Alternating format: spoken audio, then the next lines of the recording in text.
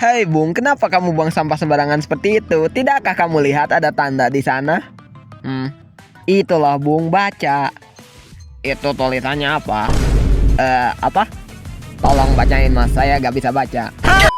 Halo semua, Sensei kembali dengan kelas pendidikan. Jadi kali ini kita akan melanjutkan isu yang ada di kelas kemarin. Bukan yang ini, yaitu yang soal masalah pendidikan. Kemarin udah aku sebutkan kalau sistem itu cuma salah satu dari beberapa faktor yang menjadikan pendidikan di negara ini bobrok.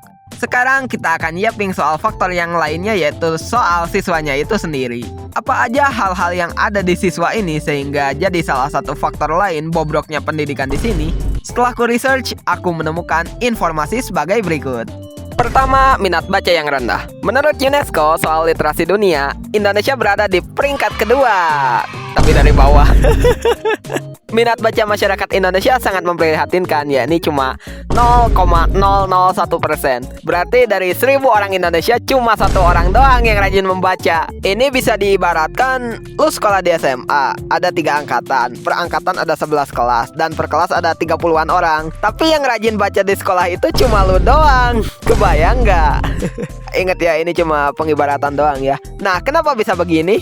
Aku membaca blog dari Gramedia. Ada 5 hal yang membuat minat baca rendah, yaitu lingkungan sekitar, generasi serba instan, gadget, game online dan sosial media, dan juga diri sendiri. Nah, yang akan aku bahas lebih lanjut adalah ini, gadget, game online, dan medsos. Karena yang untuk saat ini lebih relevan adalah hal-hal ini. Kita semua tahu, saat ini gadget itu udah mudah didapatkan. Nah, dengan gadget ini, kamu bisa dengan mudah mengakses bacaan dan ilmu-ilmu lainnya. Seperti nonton videoku contohnya. Tapi beberapa orang sini belum bisa memanfaatkan gadget untuk hal-hal itu, dan malah kecanduan bermain game di gadget itu. Ya, aku tahu, kita semua juga butuh hiburan. Tapi seperti yang pernah aku bilang, tahu dosisnya lah. Jangan sampai kecanduan. Di Jawa Barat aja yang kecanduan dimasukin barat. Dan juga soal medsos. Banyak pengguna medsos yang kusebut saja tidak bijak. Biasanya cuma nonton hal-hal yang istilahnya brain rot ya. Juga kalau nemu narasi atau artikel, mereka biasanya cuma baca judulnya doang. Jarang ada yang baca fullnya. Jadinya ya malah miskomunikasi dan bisa jadi kesempatan untuk penyebaran hoax. Sekali lagi ya kawan, main game dan medsos boleh-boleh aja, tapi please tahu dosisnya lah. Nah, kenapa bobroknya minat baca berpengaruh pada bobroknya pendidikan? Simpelnya ya, karena minat baca mempengaruhi kemampuan baca. Gak suka baca dari kecil, nanti kemampuan baca pas gedenya bakalan buruk. Bahkan tahu gak kalian, kalau ada kasus di mana ada ribuan siswa SMP yang gak bisa baca. Kedua, lingkungan. Lingkungan di sini dibagi jadi 3, lingkungan sekolah, masyarakat, dan keluarga. Baik atau tidaknya lingkungan pastinya bakal berpengaruh kepada siswa. Soal lingkungan sekolah, kita pernah bahas sebelumnya. Kalau lingkungannya tidak mengenakan kayak guru yang lagaknya gak peduli, atau si siswa suka kena perundungan, nantinya si siswa bakal merasa kalau sekolah itu kayak penjara dan ingin cepat keluar. Juga ada siswa yang jadi gak mau ke sekolah karena hal-hal itu, dan mereka jadi diam di rumah dan bermalas-malesan, gak ngapa-ngapain gitu.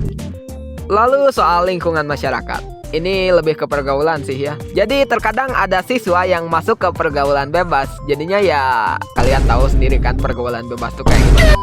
Jadi ya harusnya siswa-siswa ini lebih baik dalam memilih pergaulan. Jangan asal join dan terpengaruh hal-hal yang buruk. Bahkan nih ya, banyak siswa yang tidak melanjutkan pendidikan dengan alasan ikut teman gitu. Dan terakhir soal lingkungan keluarga.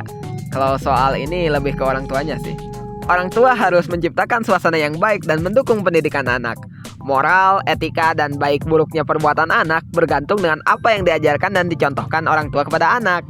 Udah kusebutkan tadi, baik atau buruknya lingkungan ngaruh. Jadi kalau di keluarganya dapat contoh yang tidak baik, ya si anak bakal mencontoh. Misalnya jadi pembuli gitu. Atau dituntut dengan keras biar jadi pintar. Nah, si anak ini justru bakal hilang motivasi belajarnya karena belajarnya juga di bawah tekanan. Dan itulah beberapa hal yang menjadi faktor bobroknya pendidikan dari segi latar belakang siswa. Bang, soal minat baca aku terlanjur kecanduan game sama medsos. Gimana caranya biar minat bacaku nambah? Gini kawanku, Aku yakin apapun game yang kamu mainin, ML kayak Genshin kayak Blue Archive kayak, pasti ada catatannya. Kan misalnya deskripsi itemnya itu buat apa, buat nambah stats atau apalah, atau kemampuan spesialnya apalah, atau enggak pasti itu tutor atau tipsnya ada kan. Nah coba baca-baca itu. Aku juga main Blue Archive pastinya baca-baca stats dulu biar tahu siapa yang cocok di stage tertentu. Dan juga kalau gamenya punya unsur cerita ya storynya jangan di skip lah kocak.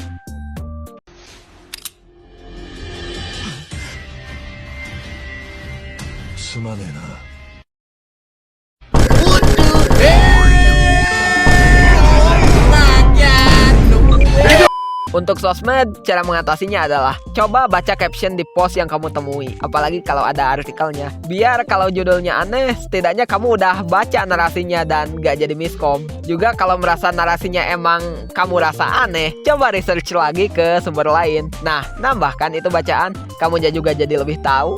Nah, itulah makanya coba kita upgrade minat baca kita. Bang, kalau solusi yang lingkungan gimana? Sebaiknya kita mencari lingkungan yang baik.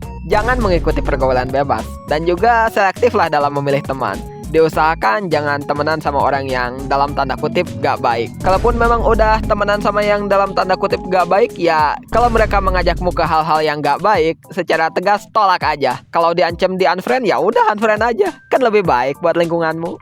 Dan terakhir untuk orang tua, bukan maksudku menggurui ya, tapi kami mohon berikan kami lingkungan keluarga yang aman, nyaman dan tentram. Ajarkan dan contohkan kami etika dan moral yang baik. Berikan kami apresiasi jika kami menggapai prestasi, dan berikan kami bimbingan kalau kami sedang terpuruk atau bentar. Kayaknya bukan aku yang harus baca skrip ini. Dan sekian untuk kelas kali ini. Aku mohon maaf jika ada perkataan yang menyinggung ataupun yang tidak mengenakan untuk didengar. Juga jika ada risetku yang salah, silahkan koreksi di kolom komentar. Aku apresiasi itu. Terima kasih telah menonton video ini dan sampai jumpa di kelas selanjutnya.